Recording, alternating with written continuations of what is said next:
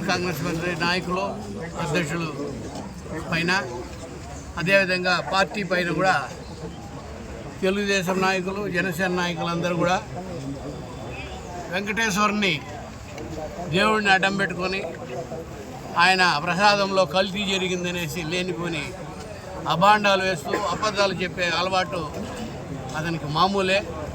దీన్ని పెద్దగా చేసి ఈ వారం రోజులుగా ప్రతి ఒక్క చోట కూడా దాన్ని ప్రాపగండ చేసి పార్టీకి రాజకీయంగా వాడుకునేదానికి మత విద్వేషాలు రెచ్చగొట్టే విధంగా ప్రయత్నిస్తూ ఉన్నాడు. ఆయనకు ఇంతకుముందే వెంకటేశ్వరుడు వార్నింగ్ ఇచ్చినాడు ఆ 1000 కాళ్ళ మండపం కొట్టిన దానికి. ఇంకా తగినంత బుద్ధి చెప్తాడు దేవుడు.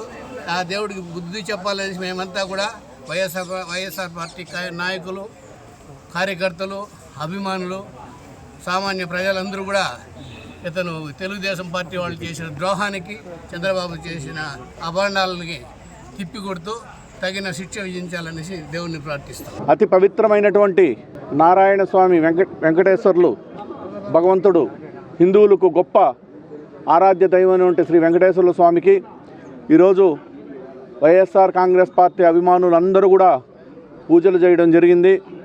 ఎందుకంటే గత కొద్ది రోజులుగా హిందూ మనోభావాలు దెబ్బతినే విధంగా తిరుమల లడ్డు అపవిత్రమైందని, నాణ్యత కోల్పోయిందని, అనిమల్ ఫ్యాట్ కలిసిన నెయ్యిని వాడారని ఒక దురుద్దేశంతో అబద్ధాలు చెప్పినటువంటి చంద్రబాబు నాయుడు గారు హిందువుల మనోభావాలు, గౌరవాలు దెబ్బతిన్నాయి.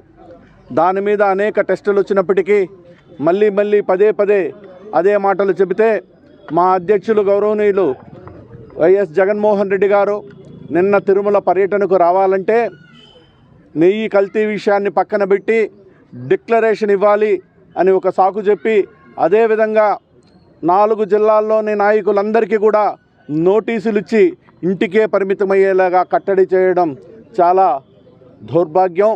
కాబట్టి ఈరోజు మేమందరం కూడా ఈ కల్తీ నెయ్యి వ్యవహారంలో ఎవరైతే తప్పు చేశారో వాళ్లకు సుప్రీంకోర్టు జడ్జి దగ్గర కానీ సిబిఐ ద్వారా కానీ ఎంక్వైరీ వేసి వాళ్ళ పాపాలు బట్టబయలు చేసి వాళ్లకు కఠిన శిక్ష భగవంతుడు కూడా విధించాలని మేమందరూ కూడా ఈరోజు పూజలు చేయడం జరిగింది. అతి త్వరలోనే ఆ దోషులు బయటకు వస్తారు. ఆ దోషులను భగవంతుడు కఠినంగా శిక్షించాలని మీ ద్వారా కూడా మేము తెలియజేసుకుంటున్నాం. మొత్తంలో తెలుగుదేశం పార్టీ ఒకటే కాదు, జనసేన పార్టీ కావచ్చు, బీజేపీ ఉమ్మడిగా కూటమి అందరూ కలిసి ఈ యొక్క లడ్డు ప్రసాదం ప్రపంచానికే ప్రసిద్ధిగాంచిన దేవస్థానాన్ని అక్కడిచ్చే ప్రసాదాన్ని బట్టి దాన్ని ఇంకా ఎక్కువ రచ్చ చేసి భ్రష్టు పట్టించే విధంగా తెలుగుదేశం పార్టీ వాళ్ళు దీన్ని పొందుతున్నారు. అది మంచి పద్ధతి కాదు.